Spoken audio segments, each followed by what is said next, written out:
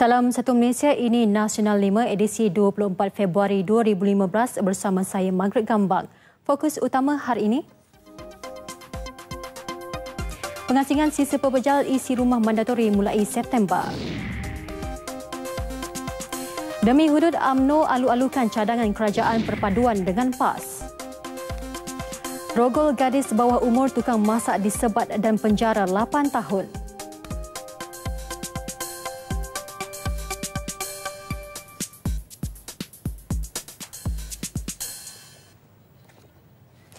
Baik, lintas langsung negeri pula kita akan bersama dengan Nur Jauna dari RTM Sarawak, menyusul selepas itu bersama Adrian Saidi dari RTM Sabah, juga laporan dari Johor bersama dengan Anas Mat Nur. Semuanya seketika nanti.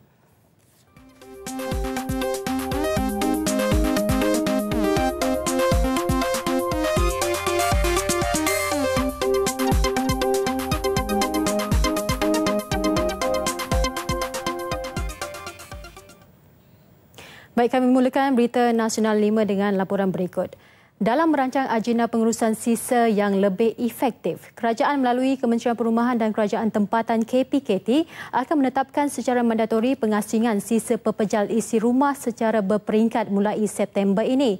Ia akan dilaksana sepenuhnya di negeri yang menerima pakai Akta 672 seperti di wilayah Persekutuan Kuala Lumpur, Putrajaya, Pahang, Johor, Melaka, Negeri Sembilan, Perlis dan Kedah. Timbalan Perdana Menteri Tan Sri Muhyiddin Yassin berkata pelbagai usaha dilakukan kerajaan untuk menyedarkan masyarakat mengenai kepentingan kitar semula, namun ia masih belum mencapai sasaran. Kadar kitar semula nasional hari ini hanya berada di tahap 10.5% sahaja daripada jumlah bahan buangan yang dilupuskan berbanding di negara maju yang melebihi 40%. Dan oleh kerana amaun bahan yang dibuang ke tapak pelupusan setiap tahun pula dianggarkan sebanyak 2.3 juta tan dengan nilai mencecah 900 juta ringgit Malaysia, pastinya peningkatan kadar kitar semula akan membawa manfaat besar dari segi penggunaan semula sumber dan peningkatan ekonomi negara. Tan Sri Muhyiddin berharap semua pihak dapat bekerjasama memurnikan program pengasingan sisa pepejal yang pasti mendatangkan faedah besar kepada rakyat. Pelaksanaan peraturan baharu ini, sebahagian usaha kerajaan mengurangkan sisa pepejal ke tapak pelupusan yang semakin meruncing ketika ini.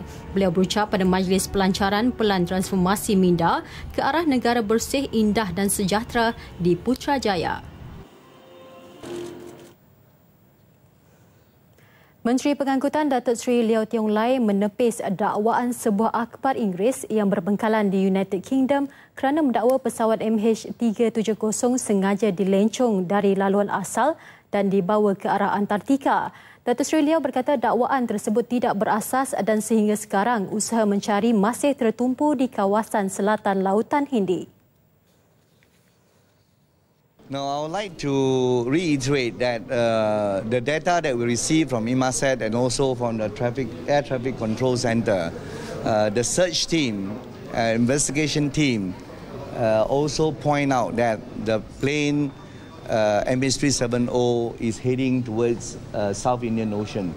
So that's the reason why the search area of 60,000 square kilometer has been assigned. And we are still going through the whole area, the search area now. And now it is more than 35% completed. And we hope that we'll continue to look for the plane at the same areas, the 60,000 square kilometers area. And we hope we can find the plane there. Datuk Seri Liew ditemui media selepas Majlis Rumah Terbuka Tahun Baru Cina Anjuran MCA Pulau Pinang di Pulau Pinang. Malaysia dengan kerjasama Australia dan China masih dalam misi mencari dan mengesan MH370 membabitkan kawasan seluas 60,000 km persegi di selatan Lautan Hindi. Sejak hilang 8 Mac tahun lepas, 35% daripada kawasan tersebut telah diteroka.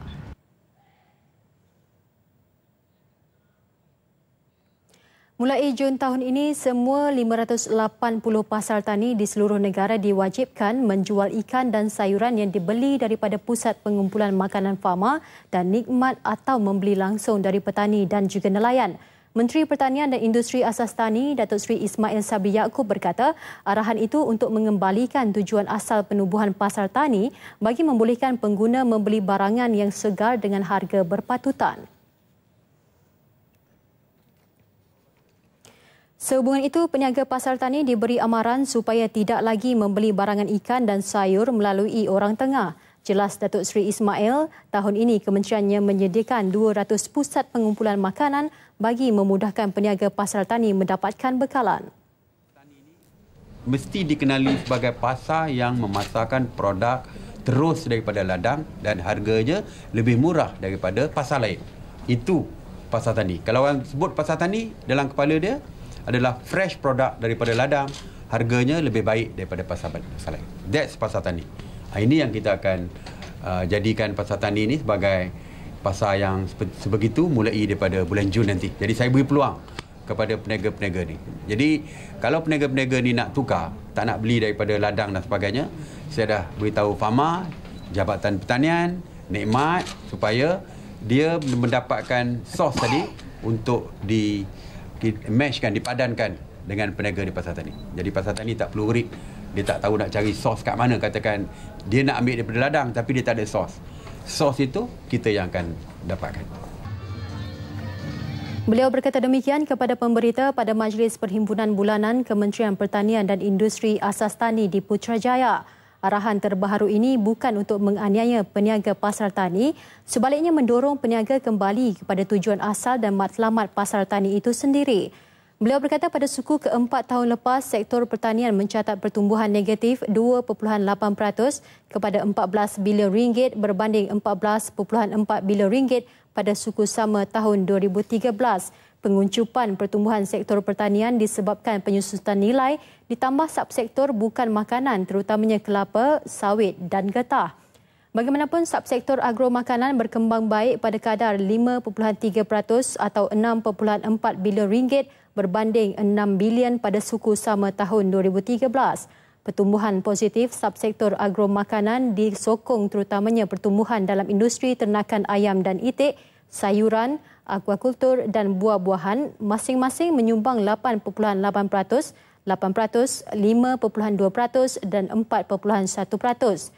Pada majlis ini, Datuk Seri Ismail melancarkan produk terbaru Agrobank iaitu kad Agro Visa Debit untuk pengguna tunggal dan kad bisnes Agro Visa Debit I untuk syarikat milik tunggal. Agrobank merupakan bank pertama di Malaysia dan Asia Pasifik yang mengeluarkan kad bisnes debit yang berkonsepkan syariah. Ketika berdepan situasi cuaca panas, persediaan awal perlu dilakukan lebih-lebih lagi apabila melibatkan masalah kekurangan bekalan air yang memberikan impak buruk kepada masyarakat. Bagi melihat keadaan semasa paras air, RTM melakukan tinjauan di empangan Sungai Selangor yang membekalkan 60% air kepada penduduk Selangor dan Lembah Kelang.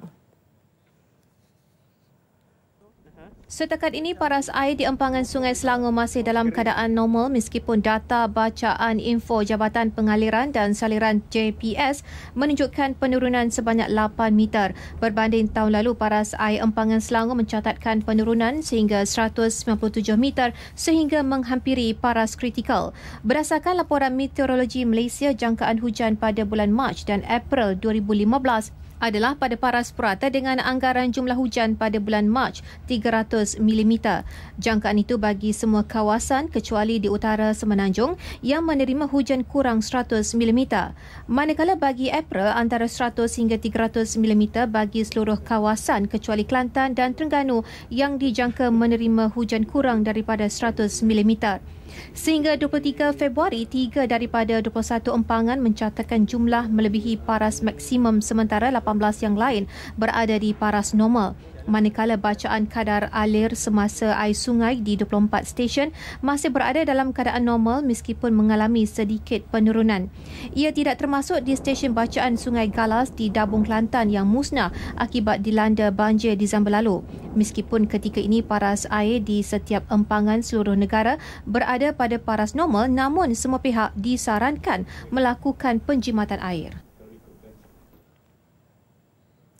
Kelantan, negeri yang paling teruk dilanda banjir yang melanda negara hujung tahun lepas, terutama kawasan seperti Kuala Krai, Dabung dan Gua Musang. Walaupun kehidupan penduduk kembali pulih, tetapi ia tidak sama dengan keadaan sebelum bencana alam itu berlaku hampir 2 bulan sudah. Ada beberapa perkara membabitkan kemudahan awam yang masih belum pulih dan menyukarkan mereka. Fikri Zaib yang meninjau keadaan itu di Dabung, Kuala Krai ada laporannya. Kemudahan asas seperti bekalan elektrik, air bersih dan sistem telekomunikasi telah pulih sepenuhnya. Bagi penduduk Dabung yang letaknya kira-kira 3 jam perjalanan dari Kota Baru, ada perkara asas yang masih belum pulih. Ia melibatkan sistem pengangkutan awam terutama kereta api yang jelas menyukarkan penduduk, khususnya pelajar sekolah untuk berulang-alik. Sejak Pantai Timur dilanda banjir 22 Disember lalu, sekurang-kurangnya 10 stesen kereta api Tanah Melayu Berhad KTMB tidak beroperasi akibat ditenggelami air. Stesen KTM Dabung ini merupakan antara stesen kereta api yang turut terjejas ekoran musibah banjir hujung tahun lalu. Kegagalannya untuk berfungsi bukan hanya memberi kesan kepada penduduk sekitar, malah para pelajar yang menjadikannya sebagai pengangkutan utama untuk ke sekolah. Perkhidmatan ini banyak diguna penduduk yang tinggal berhampiran stesen-stesen seperti Limau Kasturi, Bertambaru, Kemubu, Kuala Grace, Bukit Abu dan Manik Urai, terutamanya pelajar sekolah. Tambah menyulitkan pelajar, asrama sekolah yang dihuni sebelum ini masih belum sempurna. Mereka juga terpaksa membayar lebih untuk perkhidmatan bas kerana jaraknya lebih jauh berbanding laluan kereta api. Payah hidup. Sebab tak ada kemudahan budak nak main sekolah lewat seumur. Kalau kereta api tu minta cepatlah. Bolehnya mungkin senang sikit budak sekolah nak mari. Kalau kereta api murah sikit. Kalau pakai bil, kalau bil kebah tu kan? Tahu, saya boleh ngebah 2 ya. Namun di sebalik musibah itu, penduduk memahami proses membaik pulih perkhidmatan dan kemudahan yang ada sebelum ini akan mengambil masa. Alhamdulillah. Jadi itu dia bukan saja banjir ini merupakan malah bencana lah. Bukan semua saja, lain pun macam tu juga. Nah. Belum ni masalahnya kereta api tak ada, jadi kita minta bas tu biar ada balik. Sampai ke Dabung pun cukup lah. Kena sabar sikit lah. Pasal benda yang mengambil masa kan. Jadi itulah. Laporan Fikri Zaib untuk Berita RTM. 2 bulan berlalu namun banjir yang melanda beberapa negeri penghujung tahun lalu masih tidak dapat dilupakan penduduk yang terjejas. Di Lenggong, Perak, antara cabaran dihadapi penduduk ialah membina semula kehidupan setelah kediaman ranap dan beralih penempatan akibat perkampungan yang terpaksa ditutup kerana kerosakan teruk. Ikuti laporan wartawan Nur Ain Abu Bakar yang meninjau keadaan pasca banjir di Labit, Lenggong. Projek Perumahan Rakyat Termiskin PPRT Labit misalnya, kawasan yang didiami sejak puluhan tahun lalu ranap sekelip mata pada kejadian banjir tersebut. Kawasan yang dihuni 17 keluarga itu kini boleh diibaratkan padang jarak padang terkukur apabila kesemua rumah yang terdapat di situ tidak boleh didiami lagi. Malah ketika kejadian itu, kebanyakan harta benda mereka tidak dapat diselamatkan kerana ianya berlaku terlalu pantas. Kalau anda dapat lihat di sini antara kesan-kesan akibat banjir yang melanda PPRT Labit ini. Dan di atas saya ini pun kalau anda dapat lihat bumbung sudah tiada dan rumah ini memang tidak boleh digunakan lagi. Dan kalau kita boleh lihat di sini pakaian yang telah ditinggalkan oleh penduduk penghuni rumah ini dan sama sekali tidak boleh digunakan. Penduduk yang terjejas di kawasan ini masih ditempatkan di 3 pusat penempatan sementara iaitu di bangunan lama Sekolah Kebangsaan Lenggong, Kompleks Guru Tan Sri Aziz Yop dan kuartus kerajaan. Mereka akan dipindahkan ke rancangan penempatan tersusun RPT Padang Grus dalam tempoh terdekat. Bila pergi sana mesti nak menangis je. Tu macam tak boleh tahan tu. Memang sungguh. Rasa jawab hati sungguh. Dah anak 2 hilang dah. Lepas tu rumah pula hilang. Tak tahulah kita tengok sedih lah tak tahu. Mati tak tahu nak cakap sebab hati. Projek RPT Padang Grus membabitkan pembinaan 20 rumah atas tanah seluas 3 ekar itu membabitkan peruntukan lebih RM1 juta. Penempatan kekal ini dijangka siap dibina dalam tempoh 3 bulan lagi. Setiap sebuah menelan belanja RM48,000. InsyaAllah hari Isnin nanti kita akan masuk dengan kontraktor, dengan pejabat daerah untuk membuat kerja-kerja awal, iaitu melabelkan tanah dan membuat jalan. Menurut Datuk Syamsul, selain penduduk terjejas banjir dari PPRT Labit, kerajaan negeri turut meluluskan 50 tapak rumah kekal siap di kawasan RPT Padang Grus yang dilengkapi dengan pelbagai kemudahan infrastruktur. Sana saya ingat lagi elok daripada sini, lagi selamat, tepi jalan. Mana kalau nak tanam pun tanah sana lagi elok lah. Saya rasa. Macam kami ni kerja-kerja kampung ni tahu sajalah kan, kerja yang tak tetap ni memang bermasalah lah kalau nak cari modal, nak dirikan sebiji rumah yang sedia macam ada sekarang lah. Sementara itu, PPRT Kampung Labit akan ditutup dan kerja-kerja merobohkan rumah lama akan dilakukan dalam tempoh terdekat. Selain faktor keselamatan, tindakan itu juga bagi mengelakkan kawasan tersebut dijadikan lokasi untuk aktiviti tidak sihat. Kawasan tapak PPRT Kampung Labit ini akan diserah kepada Majlis Pembangunan Pertanian Negeri untuk dijadikan kawasan pertanian.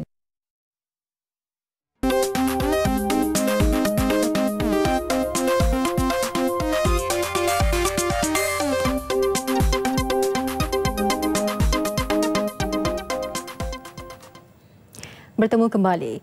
MIC boleh mengikut kaedah mereka sendiri dalam menyelesaikan kemelut yang sedang melanda parti itu. Timbalan Pengerusi Barisan Nasional Tan Sri Muhyiddin Yassin berkata, sebarang tindakan yang diambil perlu memberi kesan positif untuk MIC dan Barisan Nasional. Jelas Tan Sri Muhyiddin, tindakan kepimpinan BN memanggil pemimpin tertinggi MIC sebelum ini adalah untuk membantu menyelesaikan masalah parti terbabit. Pada pemimpin MIC, semua mereka ni bijak pandai, semuanya berkelulusan tinggi, banyak pengalaman. Jadi kalau mereka fikir mereka boleh selesai cara mereka sendiri, itu terserahlah.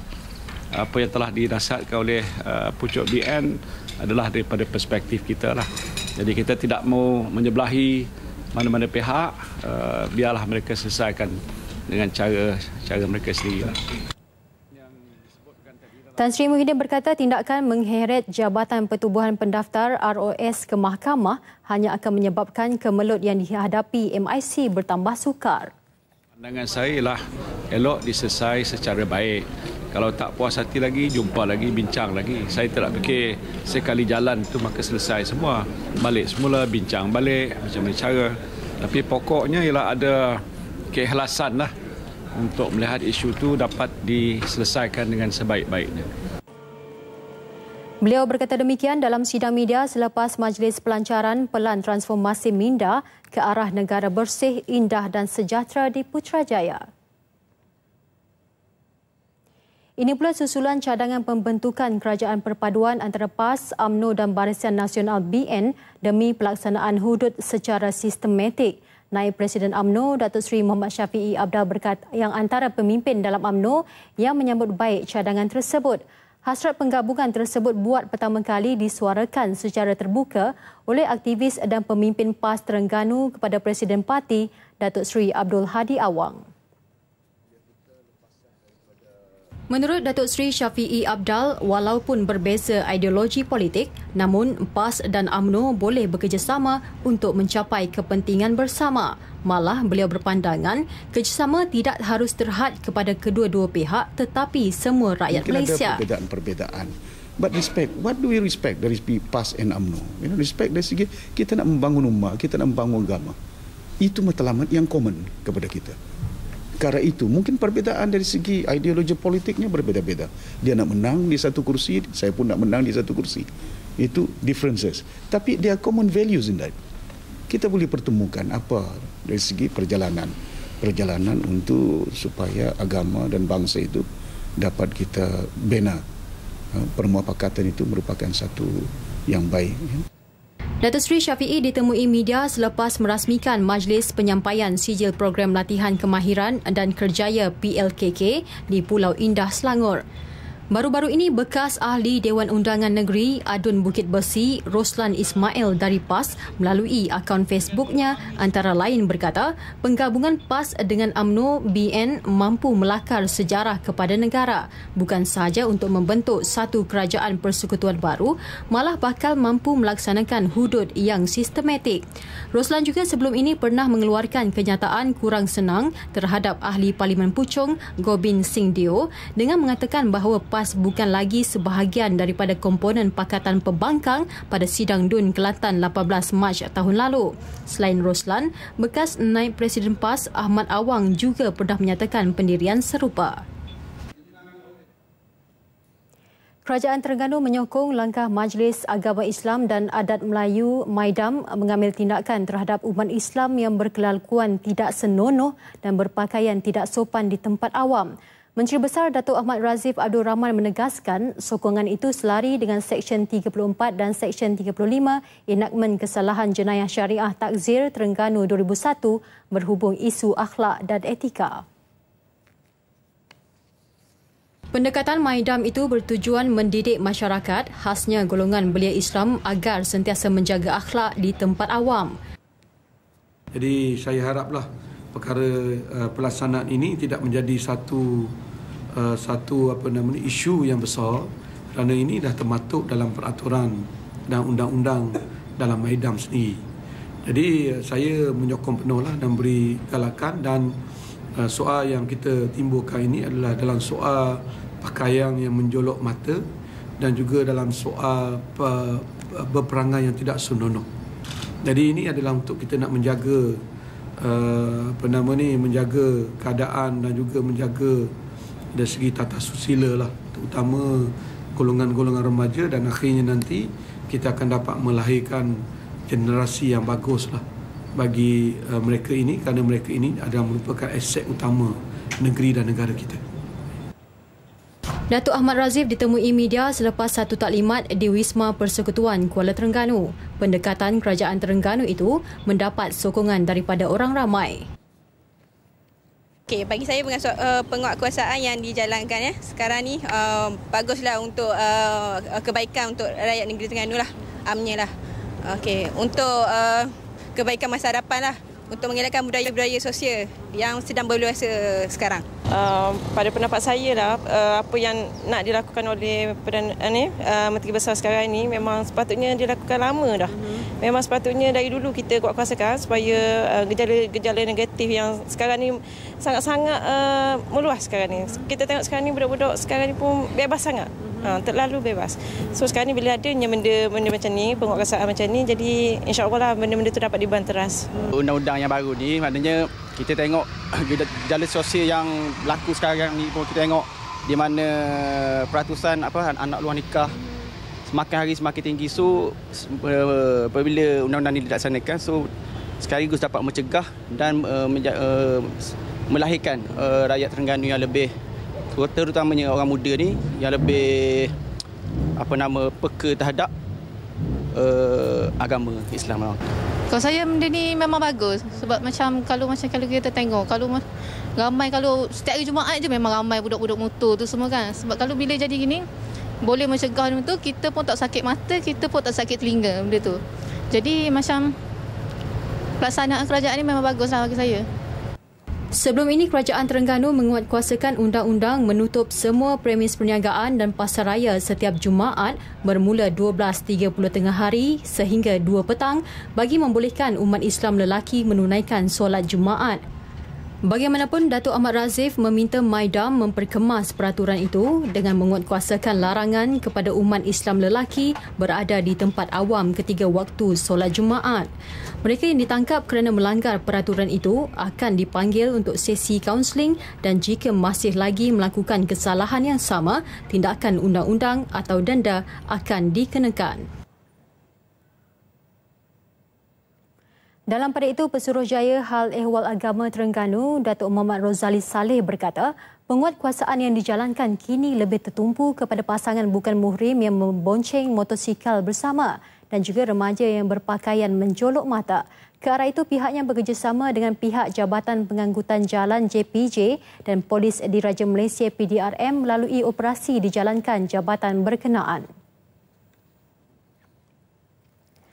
Melalui ops motosikal yang dijalankan bermula 14 hingga 22 Februari lalu, 20 individu didapati melakukan kesalahan membonceng motosikal dan 4 remaja pula dikesan berpakaian menjolok mata. Beliau jelas berbesar hati kerana mendapat reaksi positif daripada ibu bapa dan masyarakat melalui pelaksanaannya. Bertujuan mendidik dan bukan menghukum, beliau berharap remaja di negeri itu akan mampu mengelak melakukan perbuatan-perbuatan berkaitan akhlak yang jelas di tengah agama. Masyarakat dan juga pengguna-pengguna motosikal ni, golongan belia ni, kita harap mereka jangan takut kepada saya, kepada penguatkuasa majlis. Tetapi lebih bagus lagi mereka takut kepada Allah SWT. Kerana kita menjalankan perintah Allah. Kita menguatkuasakan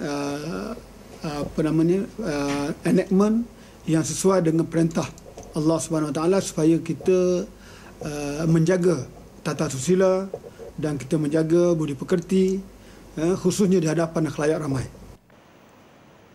Dalam perkembangan sama, Datuk Muhammad Rozali berkata pihaknya juga akan turut menguatkuasakan operasi di pantai-pantai di seluruh negeri. Para imam di seluruh negara kini berperanan sebagai tempat rujukan berkaitan soal akidah, hukum hakam serta menyelesaikan perselisihan sesama masyarakat. Semua ini sebagai gelombang baru peranan mereka dalam masyarakat. Menurut Menteri di Jabatan Perdana Menteri, Datuk Seri Jamil Khair Baharom, dalam kes penyebaran ajaran sesat, imam diberi kuasa untuk melaporkan kepada Jabatan Agama Islam, polis dan pihak berkuasa tempatan. Pada masa sama, jawatan kuasa masjid perlu sentiasa memastikan institusi masjid tidak dicemari dengan aktiviti negatif yang boleh memecah belahkan masyarakat. Ini gelombang membina semangat perpaduan. Kalau boleh bina secara sepadu, sebab pada saya kadang-kadang kalau dia berpijak di atas tapak yang lain, atas tapak politik mungkin rapuh. Dia boleh dahlah berbeza parti orang Islam. Tapi kalau dalam satu masjid kita bina satu kekuatan perpaduan di atas hala tuju yang sama dalam konteks negara kita. Jadi mekanisme ini sudah kita sediakan dan ejen-ejen pelaksananya ialah duduk kepada Datuk Imam. Datuk Seri Jamil Khair bercakap dalam sidang media selepas menyempurnakan penutupan persidangan Imam Masjid Peringkat Kebangsaan di Ibu Negara. Persidangan 3 hari itu yang dihadiri 150 imam masjid seluruh negara antara lain membincangkan hala tuju pengurusan dan pengimarahan masjid selain sesi dialog mengenai integriti imam.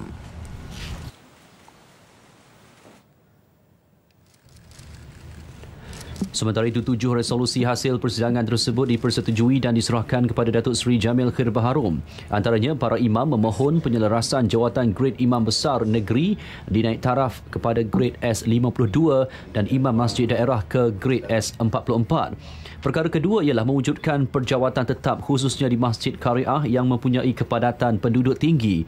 Ketiga, menaikkan kadar bayaran imbuhan imam daripada RM750 kepada kadar gaji minimum iaitu RM900 sebulan.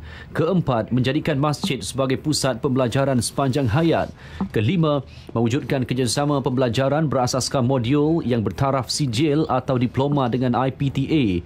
Keenam, meneruskan anugerah Masjid Malaysia. Dan terakhir, mewujudkan pencalonan tokoh imam kebangsaan. Setakat ini, kerajaan memperuntukkan RM468 juta bagi membayar allowance 14,254 orang imam, 3,759 guru takmir, 32,764 guru kafal dan 171 penyelaras pentadbiran masjid daerah.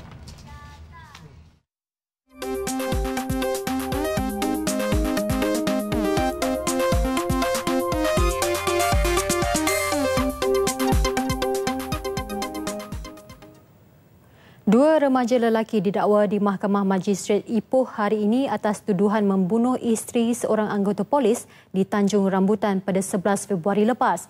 Salah seorang yang didakwa merupakan pesalah juvana berusia 17 tahun. Seorang lagi A. Nagarujun, 19 tahun. Kedua-dua mereka bersama-sama dituduh membunuh Izaah Abdullah, 52 tahun di rumah bernombor 9 Laluan Tanjung 4, Taman Tanjung Emas, Ulu Kinta antara jam 12.30 tengah malam hingga 2 pagi pada 11 Februari lalu. Kedua-dua didakwa mengikut Seksyen 302 Kanun Keseksaan yang membawa hukuman gantung sampai mati jika sabit kesalahan. Tiada pengakuan direkodkan, manakala tiada jaminan ditawarkan. Dalam kejadian terbabit, mangsa ditemui mati di kediamannya selepas ditikam di leher. Mangsa, seorang suri rumah, ditemui anak lelakinya manakala suami mangsa keluar bertugas. Walau bagaimanapun, barang berharga seperti wang tunai dan barangan kemas tidak diambil daripada lokasi kejadian. Seorang tukang masak di Kuala Terengganu terpaksa meringkuk dalam penjara selama 8 tahun selain hukuman 6 kali sebatan kerana merogol gadis bawah umur. Dia didapati bersalah merogol gadis berusia 14 tahun 6 bulan yang baru dikenali selama sebulan dalam sebuah kereta 2 tahun lalu.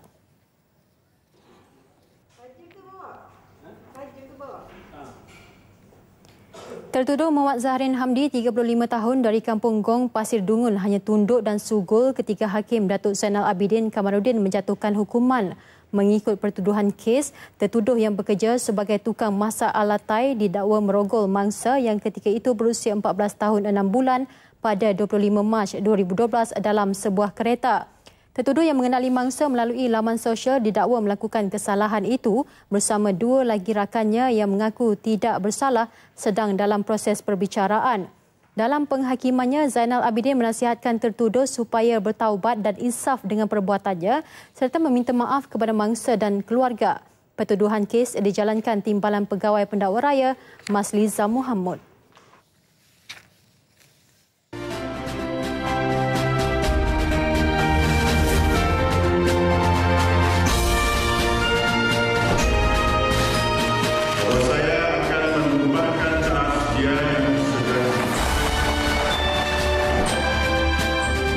Of course, is progressive, vibrant and harmonious. Sarawak also aspires to become a high-income and developed state by the year 20. Wawasan dan legasi kepimpinan negeri Sarawak bersama Yang Amat Berhormat Tan Sri Datuk Amar Haji Adnan Haji Satem. Baik, seterusnya laporan langsung negeri-negeri bersama dengan rakan-rakan penyampai di Sarawak, Nur Juana, Sabah, Adrian Soidi dan Johor bersama dengan Anas yang sudah bersedia dengan laporan mereka. Dan kita mulakan dengan laporan dari Sarawak bersama dengan Nur Jauda. Silakan.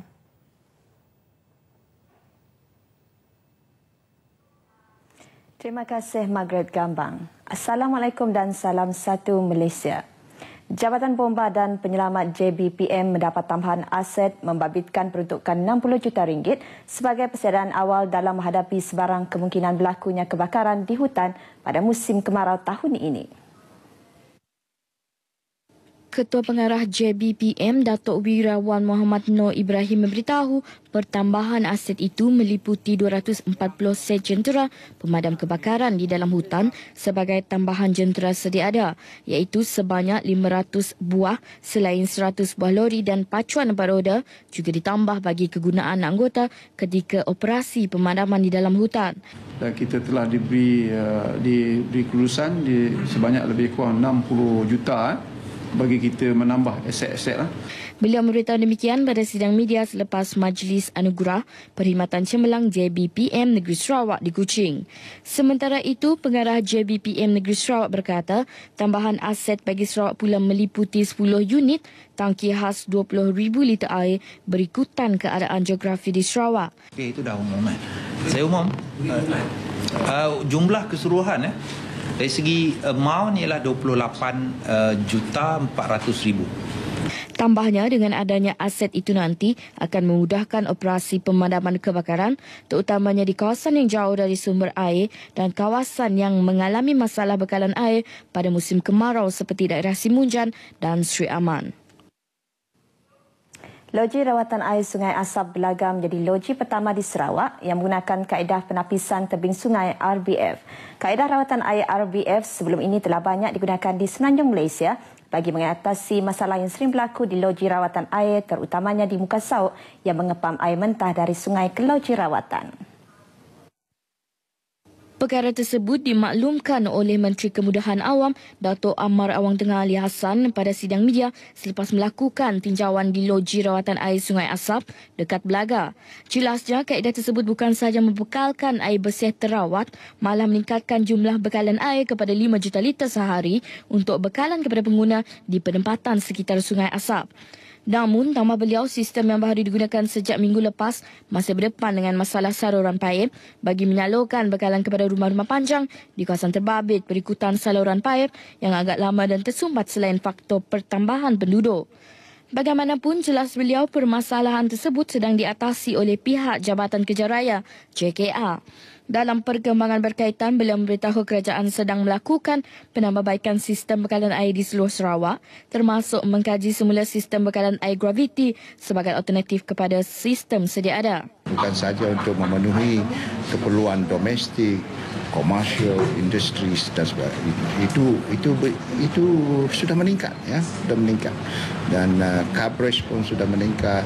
Dan dalam masa yang sama kita juga akan menempuhkan kepada alternatif sistem. Sementara itu, Adun Belaga Liwan Lagang menyambut baik usaha yang dilakukan oleh JKR bagi menyelesaikan masalah bekalan air di kawasan Sungai Asap. Rumah panjang yang selama ini tidak menerima air akan menerima air yang secukupnya dengan adanya kapasiti yang seperti yang diterangkan pada pagi ini. Dan selain daripada itu, kita akan menambahkan kepada settlement ataupun kampung yang belum lagi menerima treated water ni. Kampung Kuala Nyalau dan rumah-rumah panjang di kawasan Nyalau dekat Bintulu dijangka menikmati bekalan elektrik 24 jam melalui projek bekalan elektrik luar bandar BELB bermula 25 Mac depan. Perkara tersebut dimaklumkan oleh Menteri Kemudahan Awam Dato' Amar Awang Tengah Ali Hassan selepas mendengar taklimat daripada pihak kontraktor mengenai perkembangan projek BELB di Kuala Nyalau dan Sungai Asap semasa lawatan kerja ke Taman Perindustrian Samalaju dekat Bintulu. Mereka memberi kepastian kontraktor, begitu juga dengan SESCO, untuk memastikan projek bekalan elektrik luar bandar Kampung Kuala Nyalau ini akan dapat di-energize selewat-lewatnya pada 25 bulan Mac ini. Tambah beliau, projek yang melibatkan peruntukan lebih 24 juta ringgit itu akan memberi faedah kepada 509 pengguna di kawasan tersebut sekaligus meningkatkan taraf hidup penduduk luar bandar itu. Sementara itu, bagi kawasan Sungai Asap, kerajaan memperuntukkan hampir 80 juta ringgit bagi projek BELB yang melibatkan sebanyak 1,274 pengguna. Mengenai bekalan air di Taman Perindustrian Samalaju, Dato' Amar Awang Tengah memberitahu loji bekalan air di kawasan itu mampu menampung keperluan pengguna industri-industri sedia ada. Bagaimanapun, usaha bagi memenuhi keperluan yang semakin meningkat, kerajaan menerusi pelbagai agensi terlibat sedang membangunkan satu loji rawatan air yang lebih besar bagi tujuan itu. Sarawak berada pada kedudukan ketiga terendah dalam jumlah penyalahgunaan dadah di seluruh Malaysia berdasarkan statistik oleh Agensi Anti Dadah Kebangsaan AADK tahun lepas. Mendedahkan demikian, Pengerusi Baru bagi Persatuan Mencegah Dadah Malaysia Pemadam Negeri Sarawak Dato' Abdul Karim Rahman Hamzah menyifatkan kedudukan tersebut menunjukkan tahap kesedaran mengenai bahaya dadah semakin meningkat dalam kalangan masyarakat setempat. Ujarnya, pemadam dengan kerjasama Jabatan Siasatan Jenayah Narkotik Polis Diraja Malaysia dan AADK serta agensi kerajaan bertanggungjawab yang lain telah melaksanakan pelbagai aktiviti bagi mengekang gejala penyalahgunaan dadah. Untuk tujuan itu juga, pihak terbabit juga telah merancang pelbagai program yang melibatkan pihak sekolah, Institut Pengajian Tinggi dan ibu bapa. Pasti di mana akan adanya penyalahgunaan dadah ini yang agak lebih daripada tempat-tempat lain, dan di situ kita akan memberi fokus supaya dapat dikurangkan penyalahgunaan ini. Beliau bercakap kepada pemberita selepas mempengerusikan mesyuarat khas jawatankuasa penyelarasan pemadam di Kuching. Turut berlangsung Majlis Jasa Mudi Kenang bagi bekas pengerusi pemadam Sarawak, Datuk Sharifah Modiah Tunku Fauzi. Sempena sambutan Hari Peringatan Polis ke-208, Kelab Polis di Ibu Pejabat Polis Daerah IPD Miri menganjurkan ekspedisi jelajah bermotosikal Sabah bermula 27 Februari ini.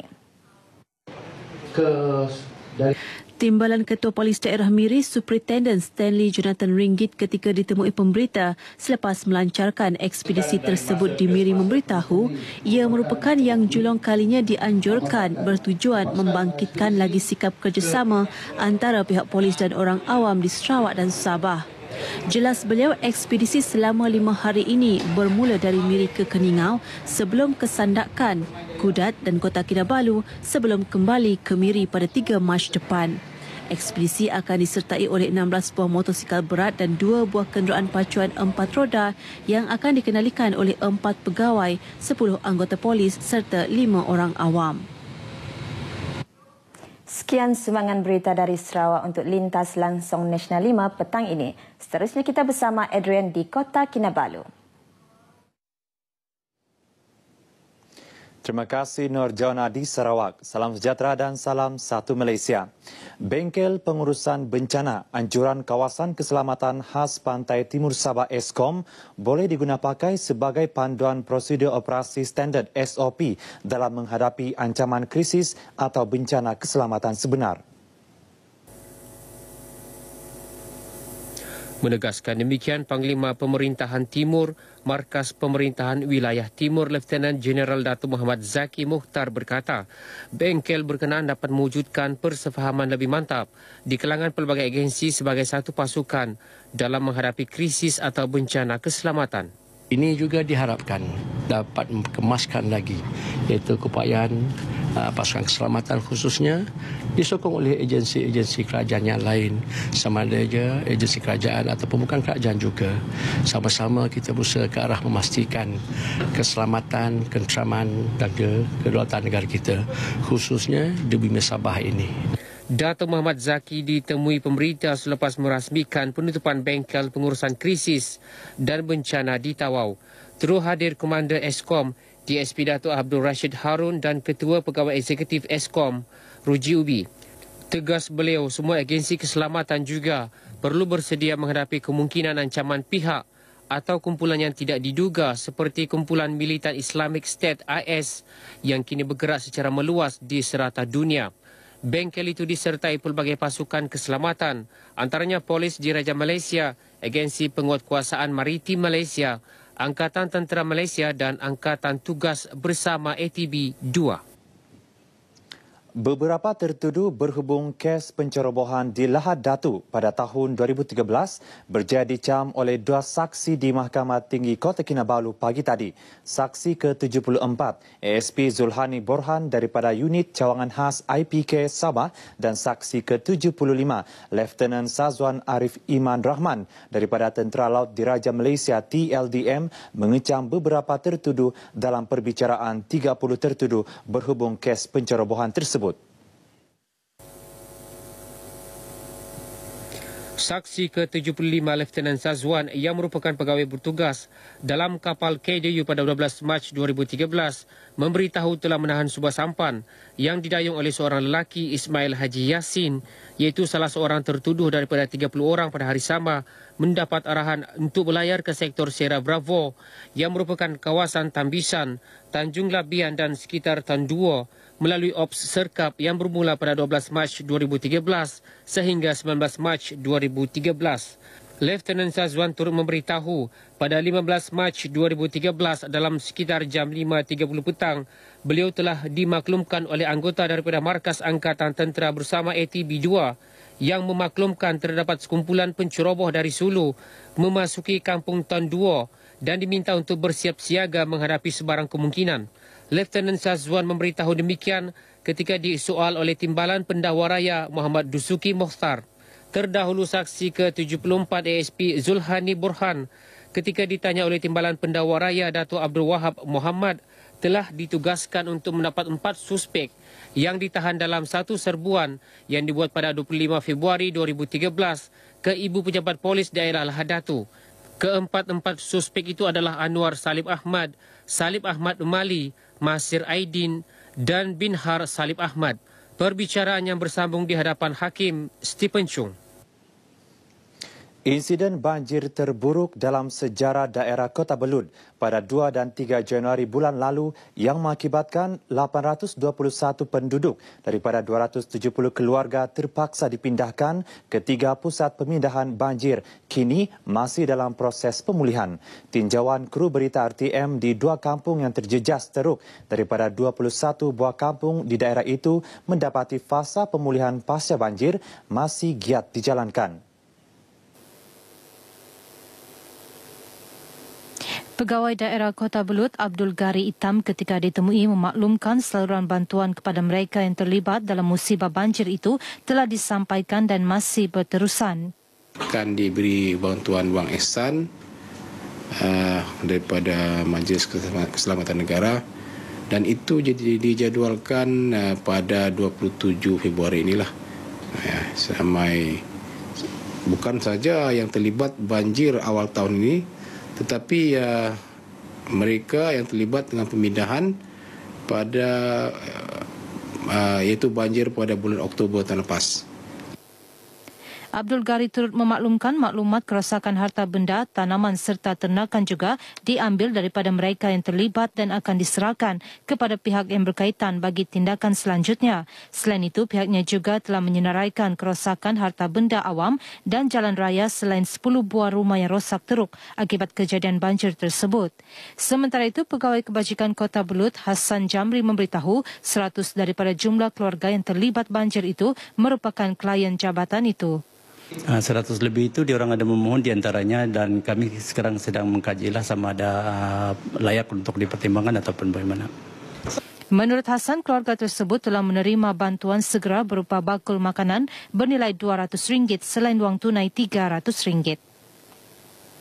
Segunung harapan disuarakan para penduduk di Kampung Lembak Enggad dan Kampung Sembirai Timpaus, Tanjung Pasir, Kota Belud yang terjejas teruk apabila banjir yang melanda daerah itu awal tahun ini.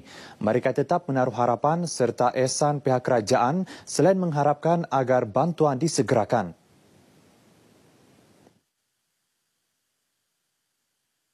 Terima kasihlah sama kerajaan kerana telah membantu sedikit kepada kami lah. Apa harapan kakaknya? Harapan saya semoga rumah kami ini dapat dipercepatkan. Saya tidak pasti karena kalau anggaran itu semua yang ini rumah pun belum siap lagi dan semua anyut, ini baru saya beli dan papan semua simin.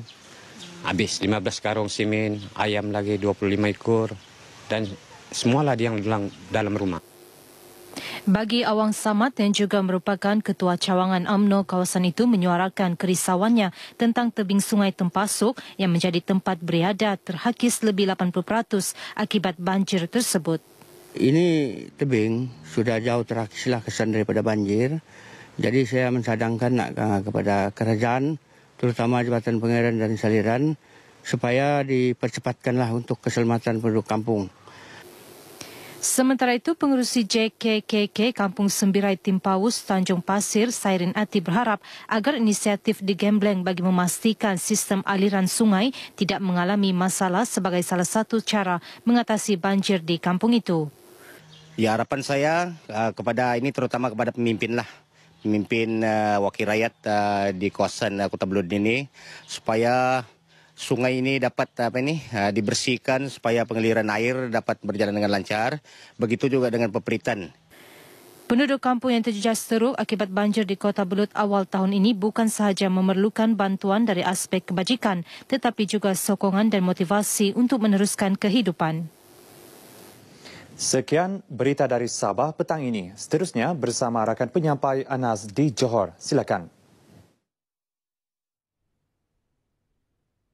Terima kasih rakan penyampai Adrian di Sabah. Festival layang-layang antarabangsa Pasir Gudang yang masuk siri ke-20 tahun ini bakal mencipta sejarah apabila lebih 50 negara menyertainya. Penyertaan terbanyak dari negara antarabangsa itu bakal dicatat dalam The Malaysia Book of Records. Menurut Yang di-Petua Majlis Perbandaran Pasir Gudang, Mak Zaknal Misran, lebih 200 peserta luar negara akan berkampung di Bukit Layang-Layang sempena festival itu yang akan bermula esok hingga 1 Mac ini. Antara negara yang mengesahkan penyertaan mereka ialah Perancis, Jepun, Sri Lanka, Poland, Romania dan Slovakia. Selain itu, festival yang bertemakan Flying for Harmony itu bakal dihadiri lebih 200,000 pengunjung dari dalam dan luar negara. Tentu Flying for Harmony nanti akan menggambarkan bagaimana unsur-unsur budaya kita dapat menyatukan seluruh masyarakat dunia di dalam satu festival yang akhirnya nanti membentuk keharmonian kemasyarakatan di antara mereka dan juga di antara kita dengan masyarakat antarabangsa. Antara kelainan festival kali ini ialah perasmiannya akan dilakukan pada 11 malam dan pertunjukan layang-layang akan berlangsung hingga ke malam. Sebelum ini, pertunjukan layang-layang hanya diadakan pada siang hari. Sempena festival 5 hari itu, pelbagai program lain turut diadakan. Antaranya pertandingan layang-layang peringkat sekolah-sekolah ASEAN, bengkel layang-layang dan pameran. Pihak penganjur akan menganugerahkan layang kasa kepada 20 penggiat layang-layang tempatan dan antarabangsa bagi menghargai sumbangan mereka selama 20 tahun ini. Banjir di Pantai Timur hampir 2 bulan berlalu. Namun misi bantuan kepada penduduk terjejas banjir masih diteruskan dalam bentuk fasa baharu dan lebih tertumpu kepada membantu penduduk menerusi penyediaan penempatan dan bantuan psikologi. Di Johor, usaha membantu mereka yang terjejas banjir bukan sahaja melibatkan golongan pemimpin dan badan bukan kerajaan NGO sahaja, malah syarikat rangkaian logistik di Pelabuhan Johor. Bertempat di Lembaga Pelabuhan Johor Pasir Gudang pagi tadi, berlangsungnya program penyerahan sumbangan penempatan sementara pasca banjir untuk penduduk terjejas di Guchil, Kuala Kerai, Kelantan. Menurut pengerusinya, Dato' Abdul Rahim Ramli, hampir RM218,000 berjaya dikumpulkan di bawah program Port and Logistic Industry.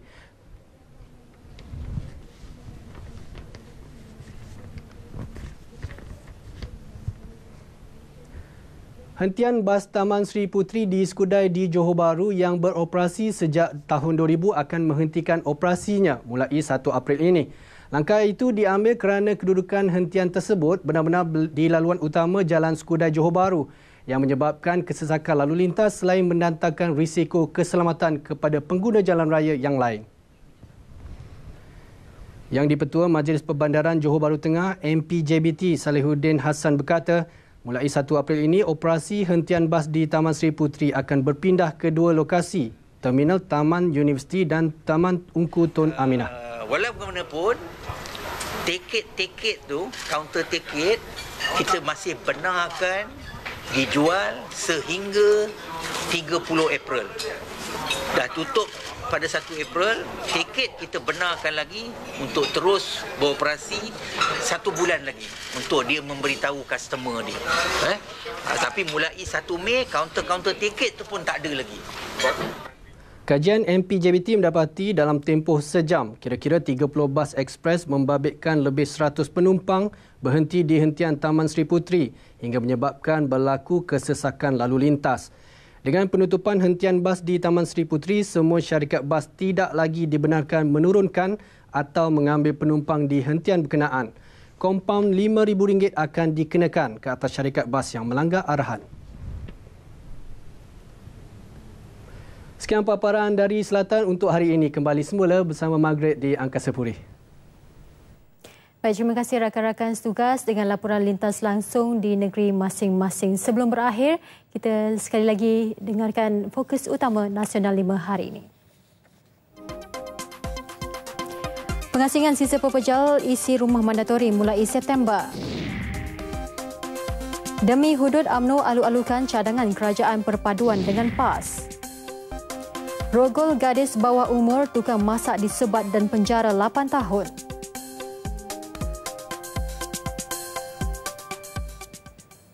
Baik, setakat ini sahaja Nasional 5 edisi 24 Februari 2015 ada laporan cuaca selepas ini bersama dengan Pegawai Meteorologi Hafiz Kashim. Dengan itu, salam sejahtera dan salam satu Malaysia.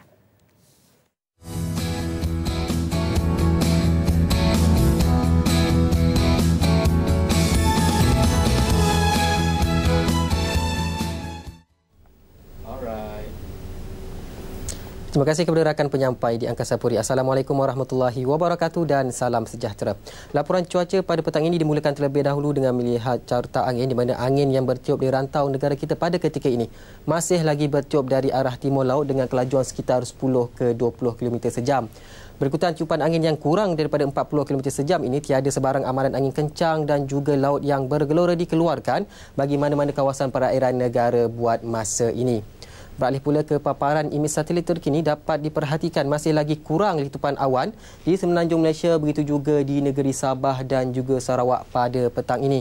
Untuk melihat gambaran keadaan cuaca dengan lebih terperinci, kita beralih pula ke paparan imej radar terkini yang mana pada petang ini secara amnya di majoriti kawasan di semenanjung Malaysia berada dalam keadaan yang cerah.